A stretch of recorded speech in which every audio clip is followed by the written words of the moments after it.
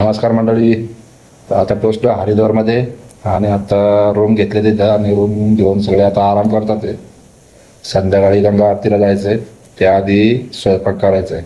स्वयंपाकाला भांडी, किराणा बाजार वगैरे सगळे आपण आणलेले आहेत ना. आणि आता 3 वाजता स्वयंपाकाला सुरुवात करायची. स्वयंपाक करून आपण गंगा आरतीला जाणार आहे. तर संध्याकाळी तुम्हाला गंगा आरतीचं पण दर्शन घडवणार आहे. इथं आपलं नेहमीप्रमाणे दिनेश शेठ आणि बाकी सगळे आता आराम करतात ते. तर आता आपण चाललोय भाजी बनवणार.